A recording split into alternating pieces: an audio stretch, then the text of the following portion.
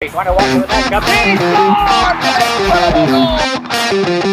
And he shoots the score!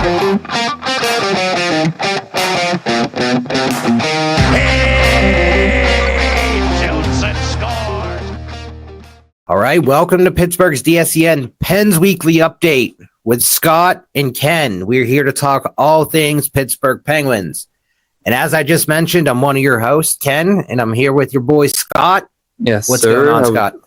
We're doing good. I'll say we are, it's crazy recording this episode and the fact that the Penguins are 10-5-4. That is right. We got a lot to talk about. And we got a lot of things to cover. I mean, from the global series in Sweden to Sergei Murashov's first win and first shutout. We have a prospect that returned to the ice that's been looking good. And how we do things here. We break things up into two big segments.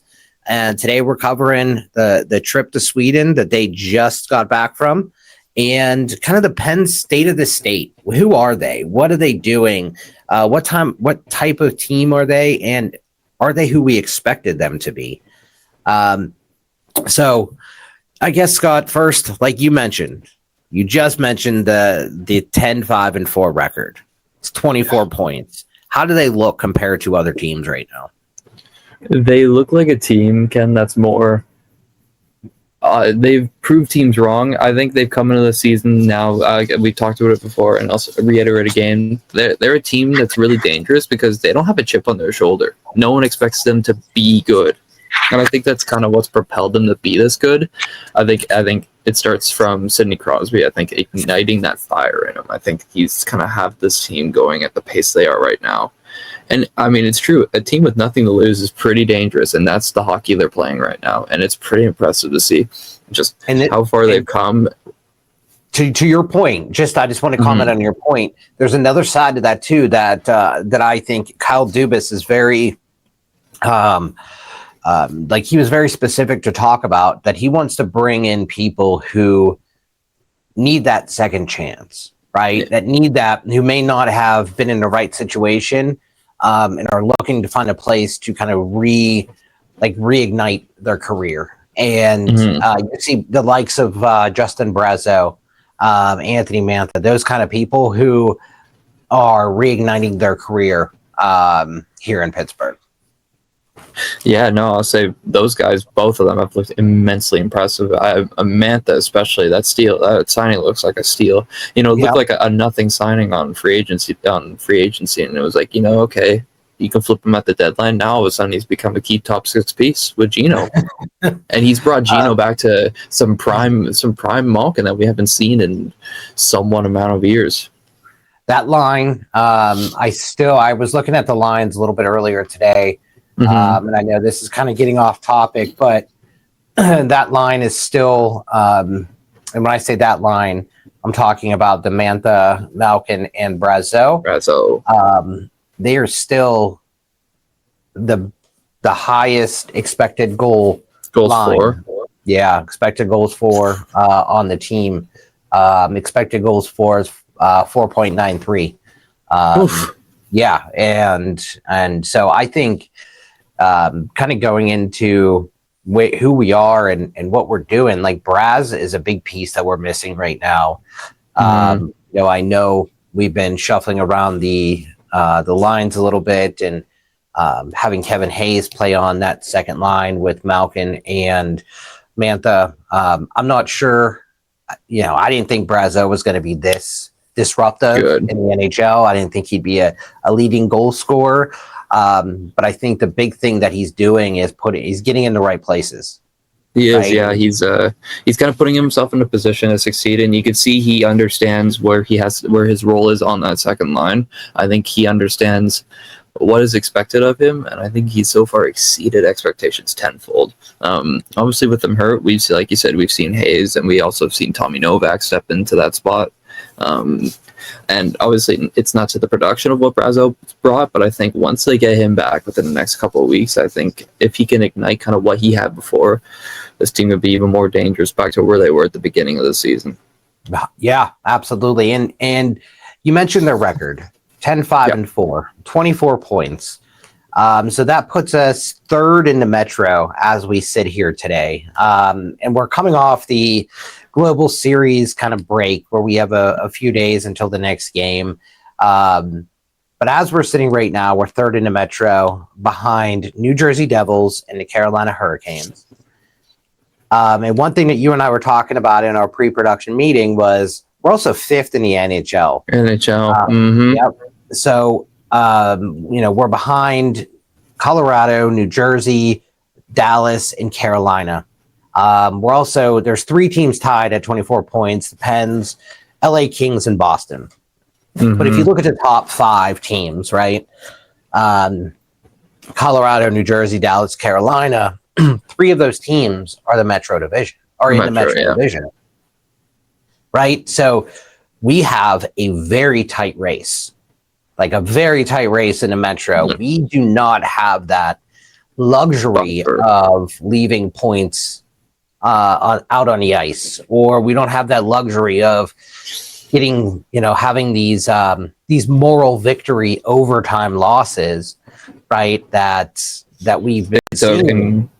Especially in the first game in Sweden, that extra point could be a huge dominator down the road, and that's kind of the reason they missed the playoffs by 2 points in back-to-back years, Ken. Just missing out against Chicago and missing out against in the last game against the Islanders that one year. The year after, it's points matter, and losing extra points is not good in this league, and it's a clear indication for this hockey team they need it really bad. So not gaining those 4 points is safe to say against a team that isn't very good. No. You were mentioning that ugly first game against the Predators. What happened? Like, who were we?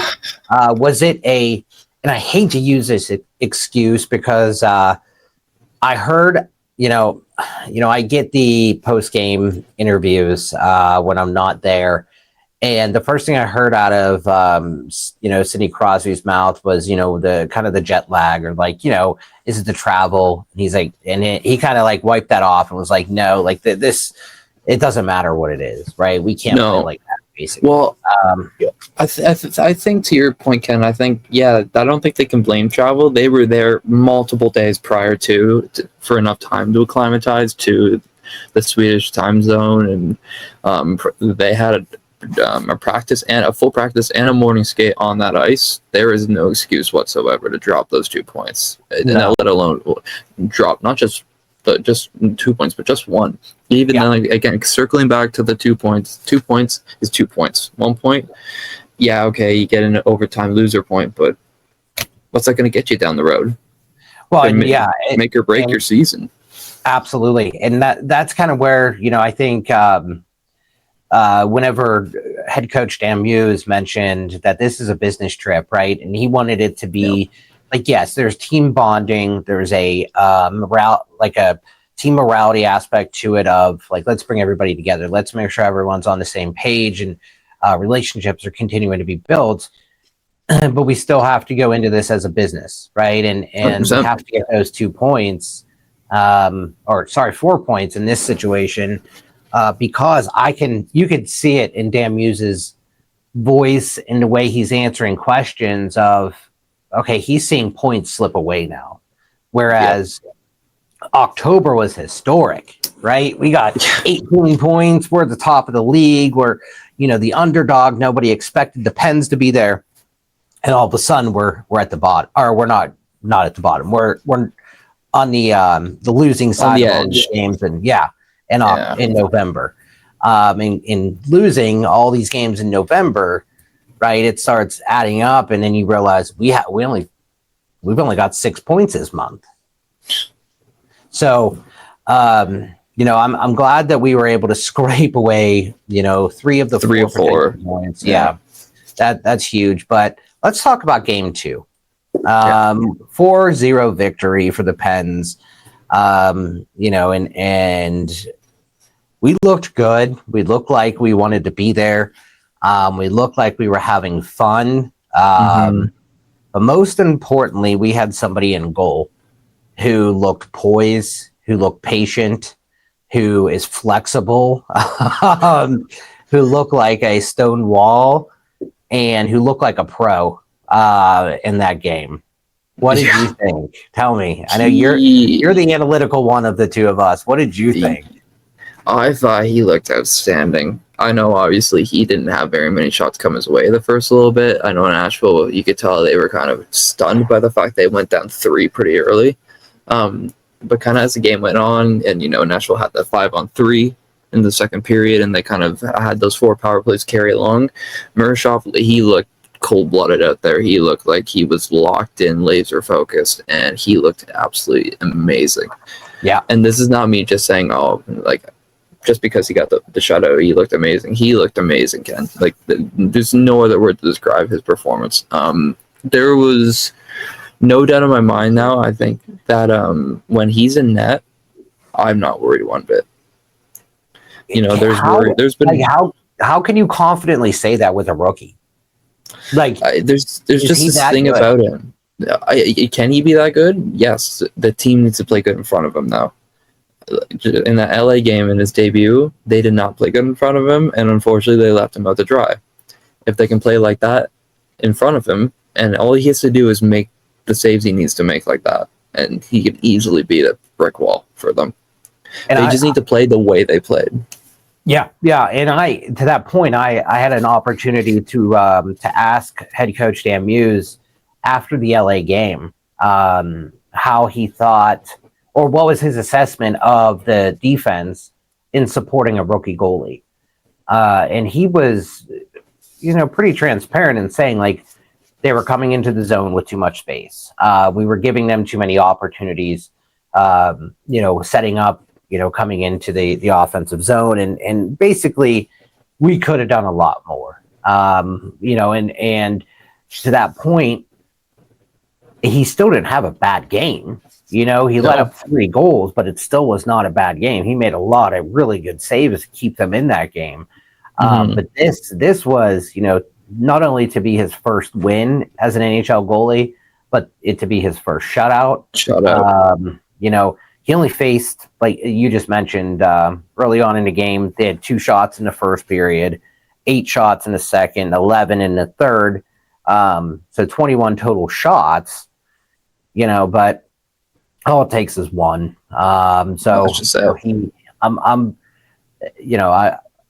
The fan in me is really excited for him. The analyst and kind of reporting side of us, I'm excited for the journey ahead. I really do hope that, because I know Joel Bloomquist just came back as well.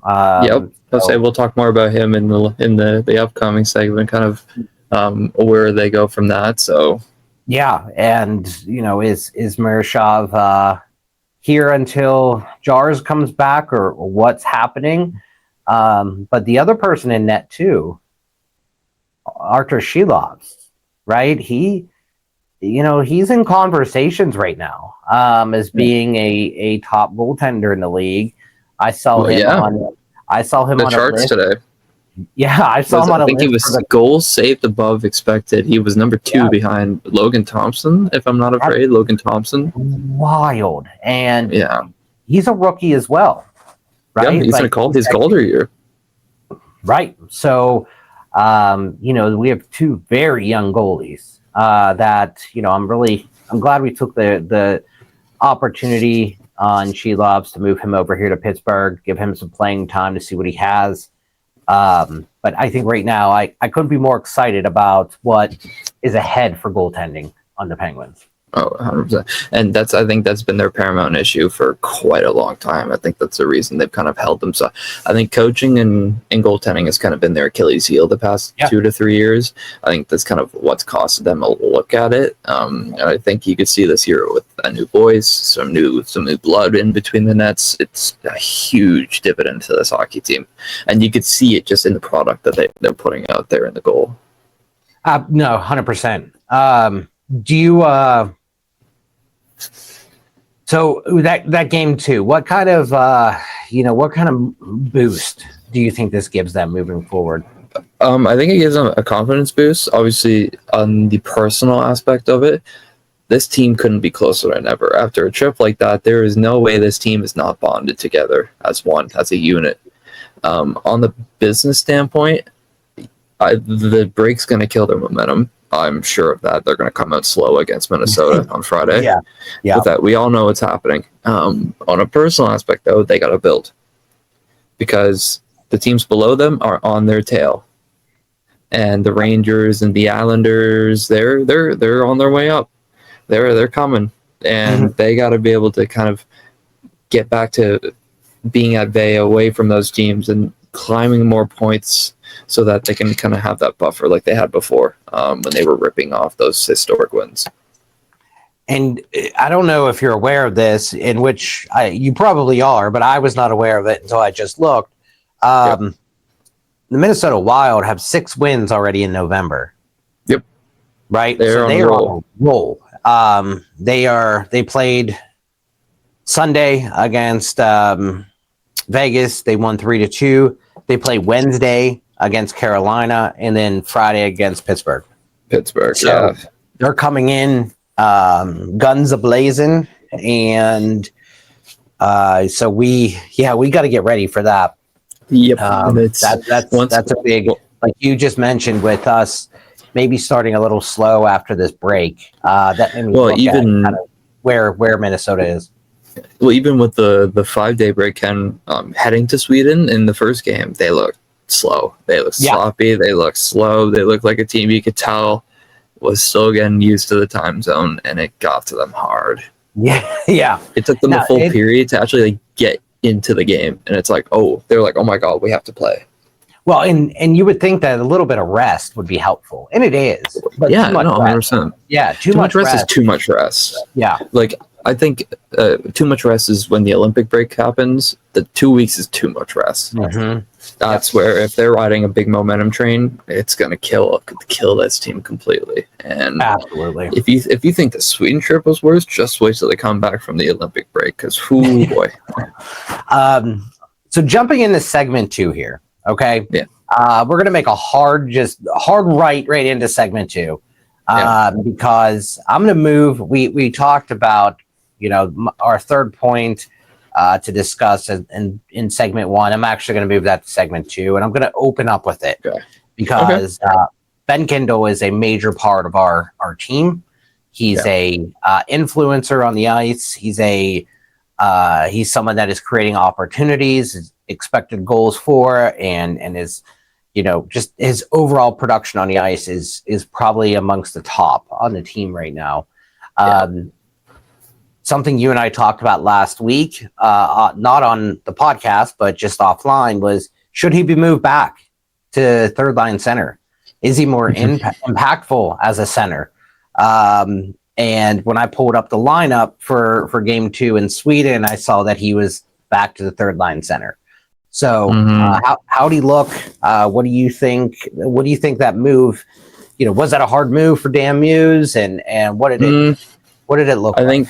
I think for Muser, it's a yes and no. I think on the aspect of having to tell him, you're going back to the third line and you're going back to center might be a little bit of an adjustment, especially overseas. From the other business standpoint, I think it was the best decision for his development. I think that's where he belongs, at the third line. I think obviously with the injuries ushering him into the first line, but the momentum he was riding after like the Toronto game, it made sense. To throw him there. Totally. But I think, because it could go one of two ways, right? If he came out and him and Sid together were dominant, and creating opportunities, great. It went okay. But I think it went okay. Yeah, I don't think it went horrible. I don't think it went good. It was kind of just like, wouldn't say subpar, but I just say it's in the middle. Yeah. The par. It just went par. Like it was a par. Yeah. I'm personally much happier to see him back on the third line. It's I think third line. I think he needs to be driving his own line, right? I think he brings a lot more momentum. And when you look at the numbers of his production, it wasn't like too far off.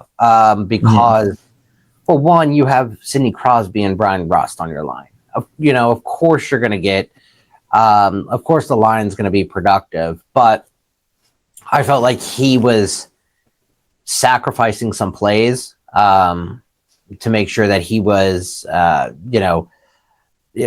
passing it instead of maybe driving it, or passing it instead of taking that shot that maybe in the back of his head. You're on the line with Sidney Crosby, you got to pass it, right? So I just want to see him drive it himself. I think driving his own line is kind of best for him. I could tell on line one, he kind of became more of a role player than a driven player. You could tell he was kind of told, okay, just get the puck to these guys and do your best to get the puck around.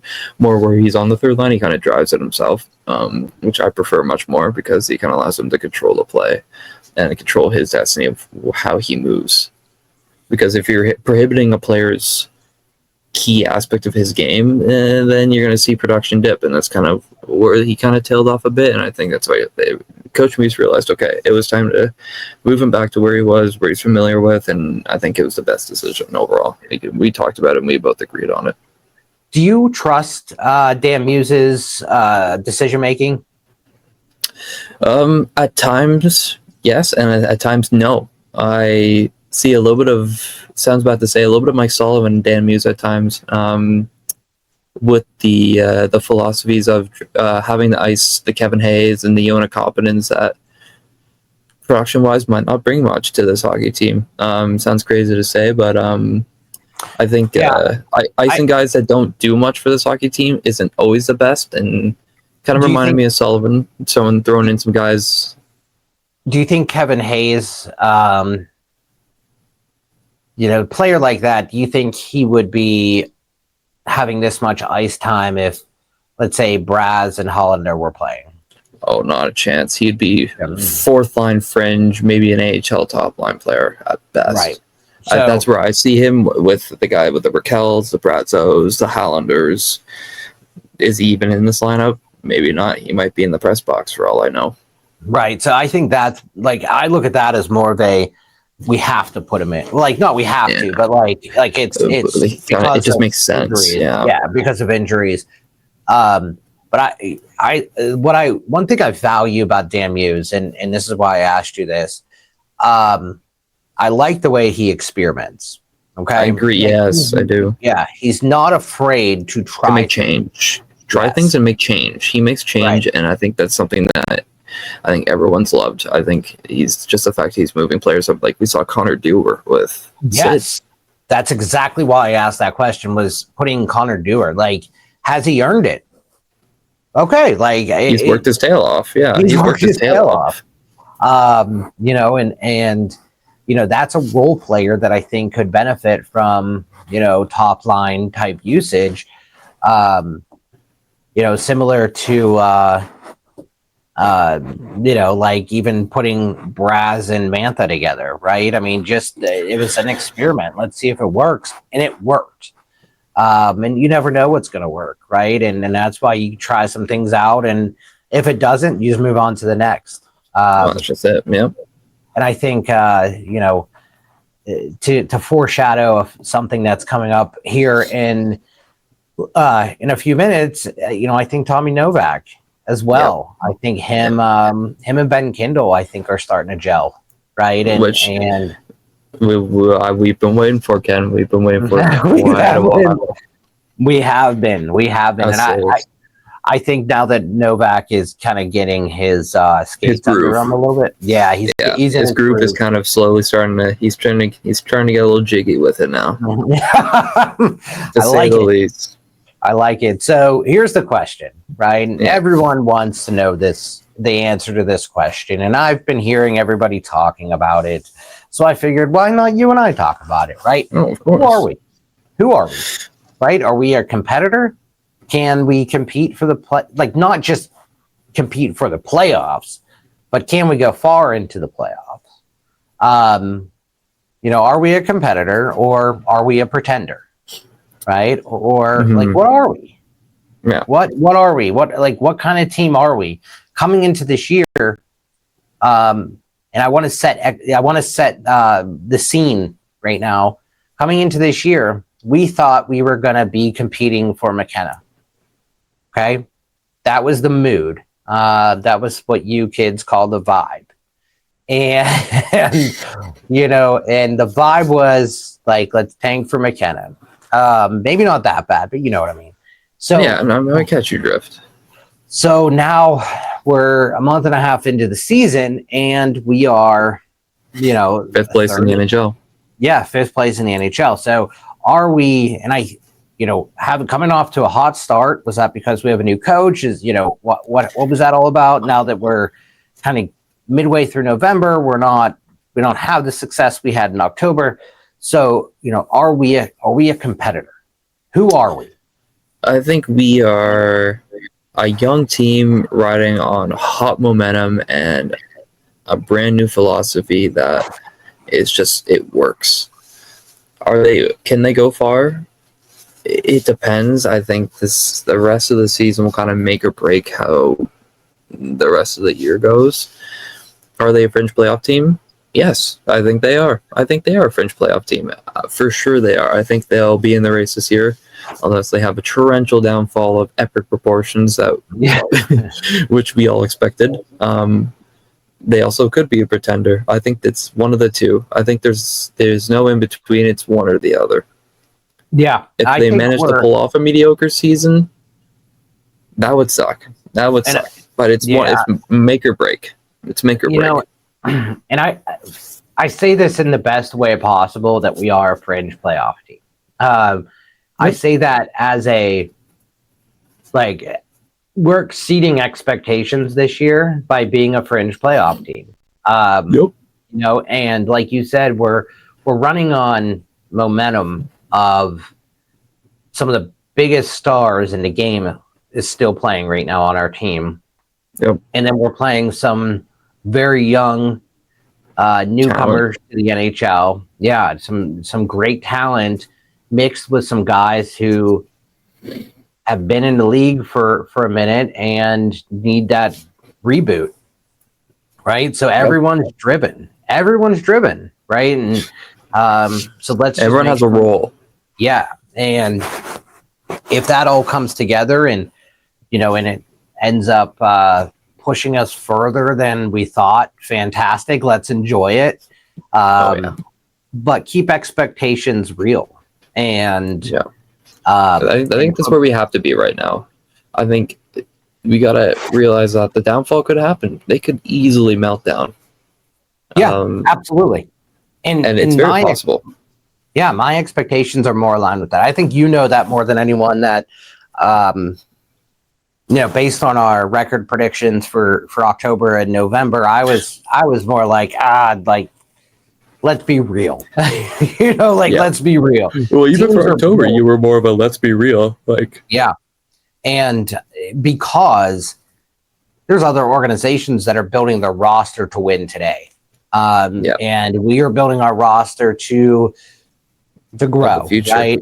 Yeah, for the future. And somehow we are fifth in the NHL right now. So that's incredible. But I think my biggest point right now is, even if we are a fringe playoff team, and we're competing every night, enjoy it. Any fan out 100%. There that's listening, enjoy the ride. Yeah, enjoy the ride, but maintain expectations. All I really want to see is that we are consistently putting a good product on the ice, and that product is good play, good work. People not just giving up, those kind of things, and the team continuing to mesh. That's it. Opportunity for the young guys. Exactly. And to go back to your question of who are we, in simple terms, I read a chart today that said at the very first game of the season in New York, the percentile chance out of every team to make the playoffs was 3.6%. As of today, and we're recording this episode, we are now up to 66.2% chance to make the playoffs from 3.2. Wow. And that's more than any other team in the NHL. I think there's maybe 4 or 5 teams that have a better chance than us to make the playoffs. And I think the only team that's closest behind us is the Rangers, despite the fact they're way behind us, which is kind of odd.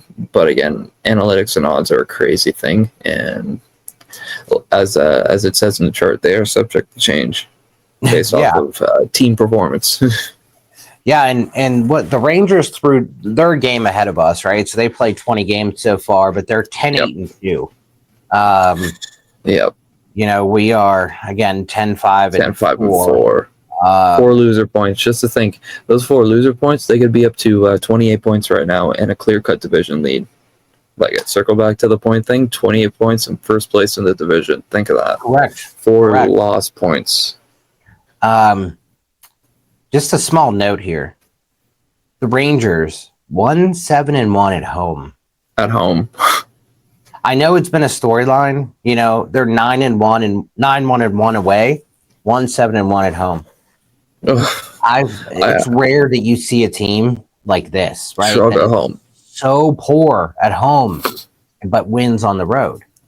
It's insane, honestly. I don't understand it. I know, obviously, you think being a home team is more of a benefit for the Rangers this year. It's more of a struggle and a disadvantage for them, which is weird to say. I know, obviously, Mike Sullivan's a road warrior, and I think he's still carrying that moto that he's better on the road. But when you're at home, the crowd's behind you. You have your home fans in front of you, and they barely merely scratch that one win out against Nashville. The thing is also against Nashville. Yeah. Yeah, good point. When you're at home, you should take advantage of that, right? And you have the home crowd, you have the home process. Last change. Yep. All of that, right? I mean, you get all of it. So, that's wild to see, but they're creeping up. The Islanders, the Blue Jackets won again tonight in the shootout, so they're creeping up too. Washington won tonight as we're recording this episode. So, yep, every team that we needed to lose won tonight. Carolina won tonight as well against Boston.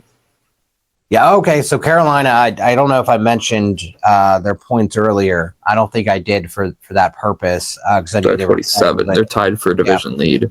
Yeah, so they're tied now with New Jersey with 27 points. Yeah. The other team, New Jersey, no Jack Hughes for a minimum 8 weeks with a checkup. So what happened? Jack Hughes. So he had a team dinner-related finger issue, which caused him to go into immediate surgery. Wow. The original belief was it was season-ending, and then they were able to save the tendon on his finger. He cut at a team dinner, and he's lucky it's now only 6. It's only 8 weeks. So did he cut through it? He cut through it. That's what I read. He cut through it, and apparently you could see the bone on his tendon. Wow. So they're lucky they were able to salvage that finger, and he's only out 8 weeks. What hand was it? Do you know? I'm not sure. They didn't disclose that in the press release. All they said was finger. So wow. Okay. It's crazy to think. Yeah, even no one's safe at a team dinner. Be careful at team dinners, ladies and gentlemen, because you never know. I would. Whatever happened there. Obviously, I wasn't there and don't know, but whatever happened. Poor. I don't ever want to see a player hurt, especially off the field or off the ice, I should say. Because they put so much effort and work into their game. For an accident like that to take them out for months or weeks, it just, to me, it's heartbreaking. It really is. Yeah, 100%. Yeah. And to think that, he's a big part of the hockey team. He's their leader. He's not even their captain. That's the thing, but he's the backbone of that hockey team. Absolutely. And without him, they look like a different team. Especially last year when they lost him, they didn't look so good. How long? Remind me how long he was out last year. I know he was out almost the entire regular season and then came back for the playoffs for a little bit. Right? But he wasn't the same. He wasn't the same player. No, because I know when we played him, he wasn't. No, he wasn't there. But all right. So how much are we missing? And I know we've talked about this a few times. How much are we missing, Brazo? Brazo, big time. I think he's the backbone of where Gino is at. Gino's still producing fine. Mantha still is. But I think having to gel them with a new player has not been the easiest. I think having to flip Novak on that line has not been the greatest, but also it kind of allows for another guy to come up and see if they can gel with them. The only problem with that is when Brazo comes back, and if Gino and Mantha have meshed with a new player, and they're doing well, how does that affect Brazo? Where do you put him? I think that's him going down with an injury that none of us really saw hurts this team, unfortunately. Yeah. And you could see it on the product on ice that his presence is dearly missed. Yeah, it really is. I mean, I'm looking at the forward lines for expected goals for even high danger chances, right? Like high danger chances for they're just the current line is just not even there. They're not out there and creating opportunities. I think Kevin Hayes, Ville Koivunen, and Evgeny Malkin, they've created some chances, but and Billy's hurt now. Otherwise, he'd be in the lineup. So you got to think of that too. And the other thing I don't think we talked about is injuries have been killing this hockey team. But I don't think that's been a recipe for this hockey team for almost a decade now, and I don't think that anything's new on the injury front. That's it's pretty self-explanatory every year. Yeah, I think our PPG Paints has been known for maybe being a little cursed in terms of injuries. Yeah. But we're missing a lot of players right now, and that's kind of where I wanted to go through. Is like Braz is out, Rax is out, so Hollander's out. It was good to see Rax on the trip. Just an FYI, good to see him out in good spirits back home with the team. He still has a cast on his arm though. That's not looking good. I know I texted you one night after I got done talking with Rax. Up in the media box, and he's high spirits. Definitely bummed that he can't be out there, but the one thing, he's still his cast that he has on. It's just a one that, how do I say it? It's not a hard cast, right? It's like a slip on, slip off type thing where he kind of rolls it off. Right. It's like a wrap that keeps your fingers in place from the surgery. So he'll. It's just a matter of time now. You just got to let that rest and let it rest, rehab, and get back out there. That's kind of where he's at. So Hollander, I don't think he'll be back for a while, unfortunately. No, it's a blood clot. That's a horrific injury. That's scary. Is horrific. That's scary. It's so scary, and I hope he just takes time. And it's sad because this was this was his year in terms of making it happen. And he got that shot, and he was proving himself. And but now Billy's going to be out. He's only day to day though. I think take Billy day by day. I think maybe the rest will help him a bit. Yeah. I wonder if maybe if he's back in by Friday. I think he will be. I definitely. He's a tough kid too. Caleb Jones is out, obviously on the D side. He's still recovering. Speaking of defense, your boy, is he good? Do we have a fixed Ryan Graves, or what is happening with Ryan Graves right now? I will say in that second Sweden game, he looked like a serviceable defenseman out there, and I'll give credit where credit is due. He looked pretty decent. There's been games where he looks actually consistent for once, and there's games where you can see the old Ryan Graves peak out pretty hard. Sure. I don't think he's kind of settled himself yet. There's a lot to prove with that amount of money he's making. I know, as you say, he's my boy on the terms of he's kind of dead to me, but he's kind of he's got a long way to go. There's no small sample size with him. No, and I think It sucks that we pay him so much. I'll start there. It sucks we pay him so much because every time he takes a step forward, it's never enough that it's like every time he takes a step forward, it's 2 steps back. Well, yeah, that too. But it's never. You always compare it to how much he's getting paid. You're like, well, even if it's a step forward, it's still not $5 million worth, right? So, It's like with Jar. It's like with Jar. If he has a bad game, that's $5.5 million right there. Right. Right. Like with Graves though, like I'm happy to see how well he's doing. And how he's handling it. Yes, I will say his shots on net, right, have been really well. Like they've been really good. I was looking at the shots that he has been taking. Let me pull this up real quick. What was I looking at? Shots on net. Here we go. He has percentage of unblocked shots on net.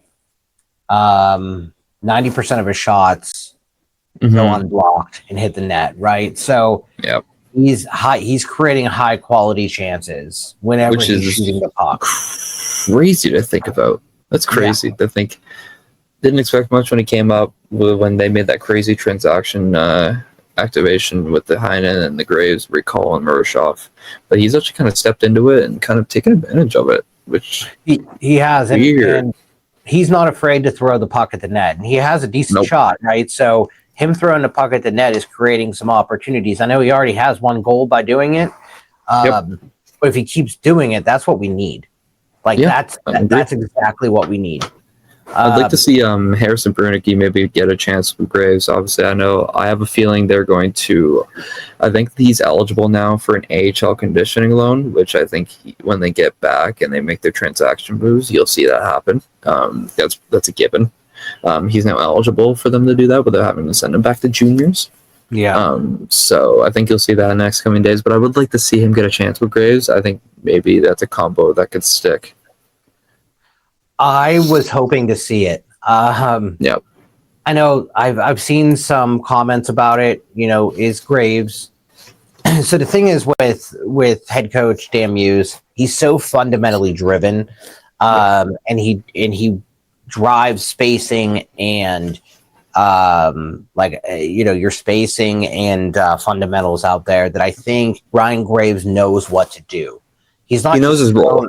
Yeah. And that's what Ryan Graves needs, is he needs to know what his responsibility is, what his role is on the team, not just thrown out to be a top producer. Like, I don't think that's ever going to be him. It'll never be him again. He's there to just get the job done and make sure he gets the puck on net. Yeah. Keep the puck out of the net and put the puck in the net. Yeah. I'm not saying put the puck in the net 24/7, but put the puck in the net when they need you to. Right. And now that he's his fundamentals are they're trending upward. I would like to see Bruno on a line with him. Why not? Shot, right? And if coach even said, "Hey, like fundamentally sound, like it needs to be fundamentally sound," because Bruno may take the puck and go. I'd much rather see Brunicky take the puck and go than Ryan Graves or Ryan Graves or hell, even a Matt Dumba or a Connor Clifton. Yeah, don't even get me started on Dumba. I'm sorry. I don't know. I know he's a vet, and he brings the value in some places, but not very high. Second round draft pick. Second round draft pick. Think of that. The 3 years down the line, but still a second round draft pick. I have a feeling that second round draft pick is going to be flipped by the time that thing comes around to actually using it. This team will be in contention or close to it by the time that thing actually surfaces to become a valuable pick. Yeah. So, what else you got? I'll say, I'd like to say, can we talk for a second about just a quick recognize and a quick shout out to the rejuvenation of Erik Karlsson? I just want to throw that out there real quick. 100%. Just how amazing Karlsson has been so far this year. My goodness, I mean, let's also talk about the fact that he quietly called out Mike Sullivan for being a hindering head coach. That was insane to see it go down. That's good on him, though. Honestly, I think that was very well deserved. I think that was something that was probably long overdue, and I don't think anybody had the balls to do. Yeah, I So think good on him. you're referencing the article in the Athletic Correct. by Josh Yowie, friend of the pod. Mhm. Yeah, he I'm glad he didn't have to name names. We all kind of knew what he was saying, right? You knew who was that. There was no. If you didn't know, I'd go back and reread it just to get what he meant. But you should have known who was that and what it meant. And that just shows too of how important coaching is, right? And Yep, 100%. bringing in an all-star player and the coaching isn't right, positioning isn't right. The coach's main responsibility is to put players in the best opportunity to be the best player they can be. Yep. And look at EK. He's a totally different player. He is like legitimately carrying us in some of these games. Yep. Right. And it's if this was who we had last year, I feel bad for all the bad things I said. Yep. You know, I kind of am starting to feel a little bad, a little bit, especially since not only that, but just coaching in general. I'm looking at our statistics right now. We're sitting at 10th place in NHL for goals for at 3.3 a game. We're sitting at third. Now, the only thing is this is not good, is we're sitting at third overall for goals against. They're averaging 2.5 a game. Is that expected or is that actually given up? Goals against, I think expected. Is it expected or? I think it's expected because it says third place. I might be wrong though. But going on power play, first in the National Hockey League, and the PK, fourth in the National Hockey League. Wow. Really? I mean, they're sitting at fourth in the PK and first in the power play. When was the last time we were able to say they are at the top in almost every category? Yeah, we have all situations. We have 47 goals against.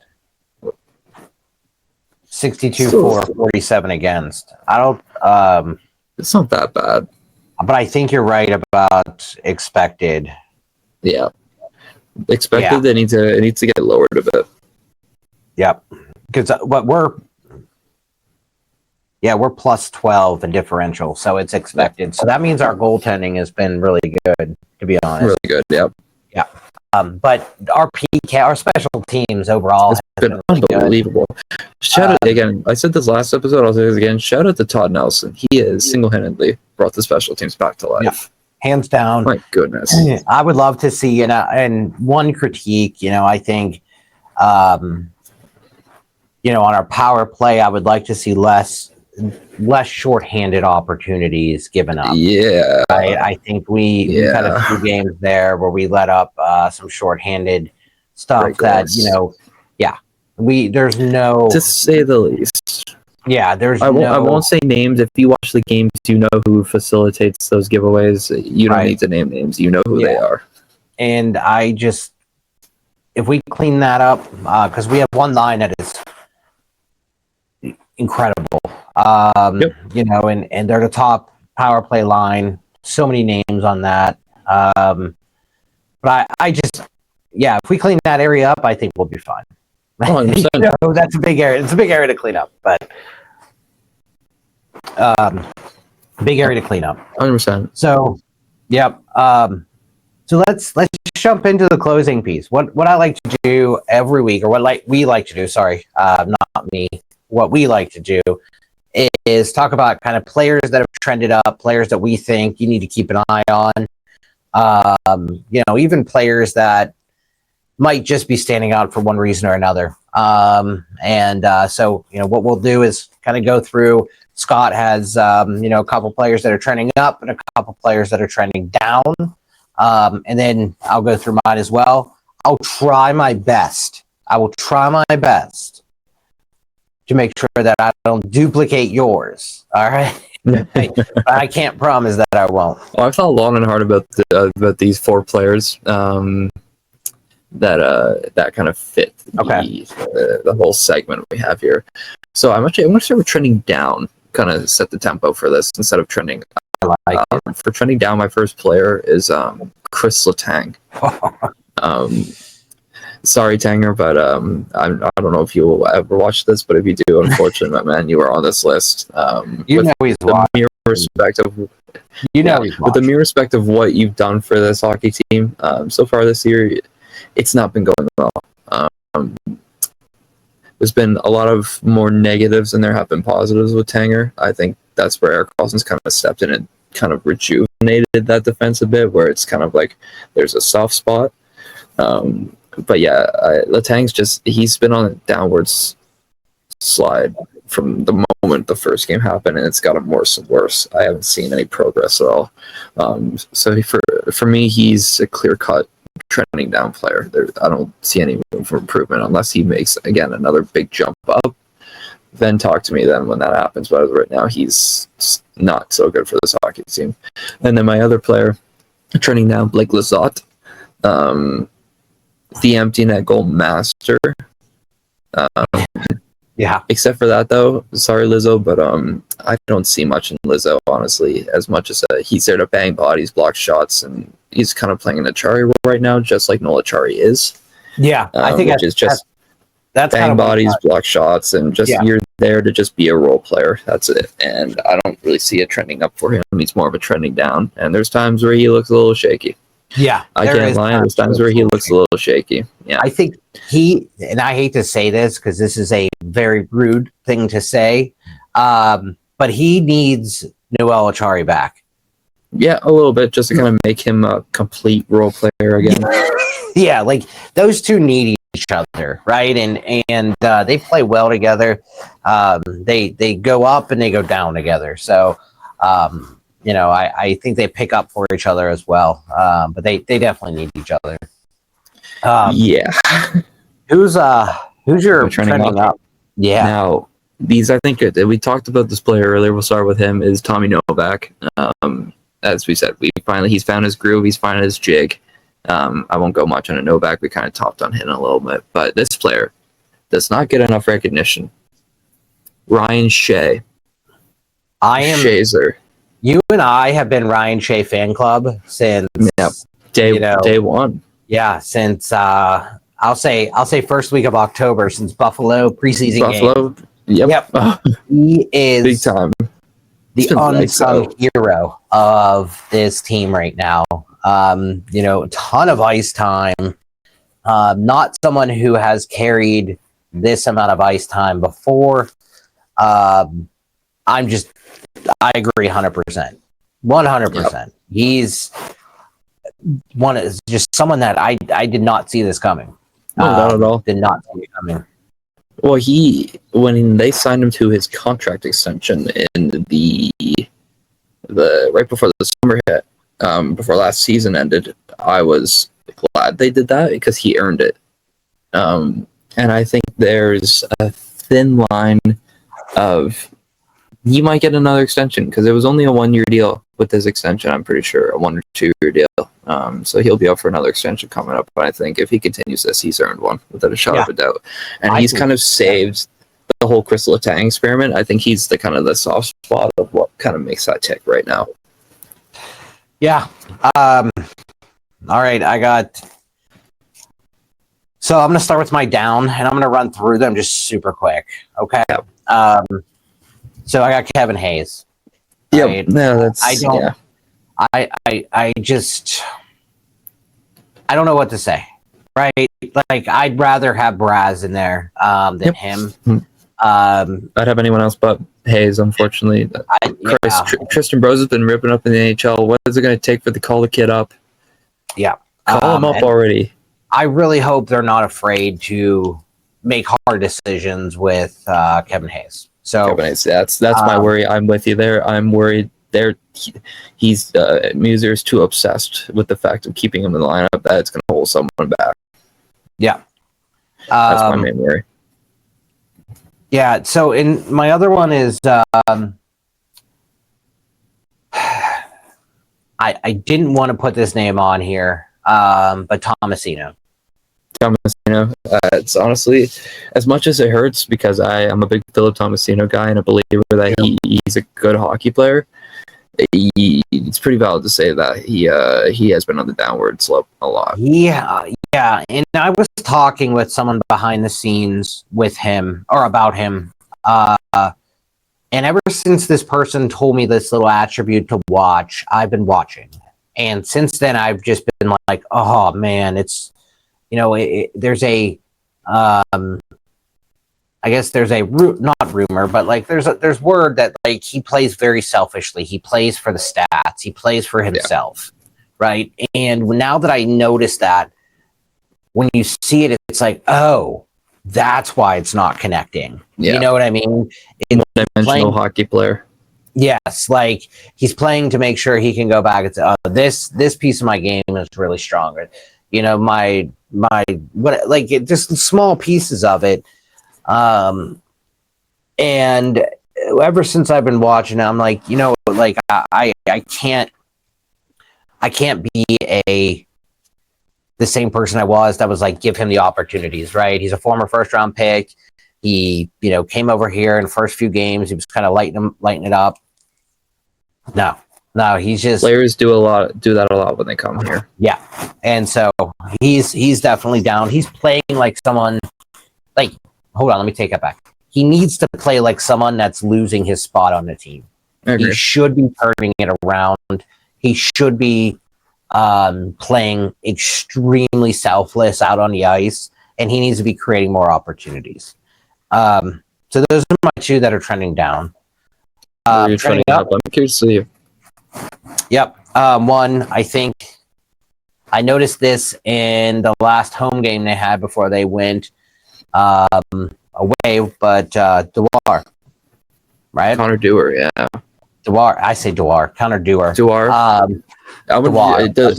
Do they have the pronunciation on the game sheets on how to pronounce his last name? I don't think so. Someone's got to ask him. Someone's going to ask him how to pronounce his last name. I don't think he'd answer that question. He would just got to look at you like, really, dude? It was like, is it they asked somebody? It was remember Connor Sheary? Everyone got it wrong, and he had to pronounce he had to correct everybody because they got it so wrong. I think he's one of those dudes that like he just needs to get going. And I put him down because moving him to the top line, I think is a big move for him. I think Coach has seen what he does out there. And I'm excited to see if it turns into something, right? I think this is just one step forward. So I think he's kind of trending up this week. We'll see how he performs over the next kind of 5 games, or we have the next 4 or 5 are at home. So I want to see how he does in that home stretch. And then my last one, and I think he came over to our team as someone that has very high highs and very low lows. I've only really seen one game where he was kind of a low.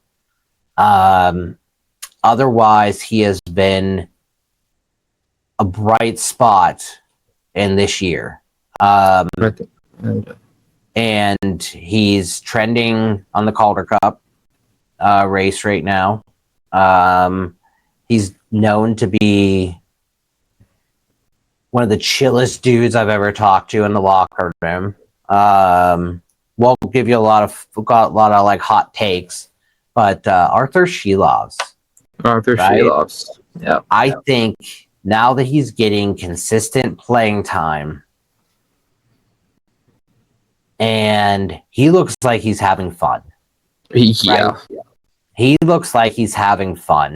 And the fact that we have him and Murashov back there, I think if you keep them just rolling, even if you do 2 games for Shelov, 1 for Murashov until he's kind of fully entrenched, and settled, I would be comfortable with that. I agree. I know there's a few things that Shelov needs to work on. I think his breakaways.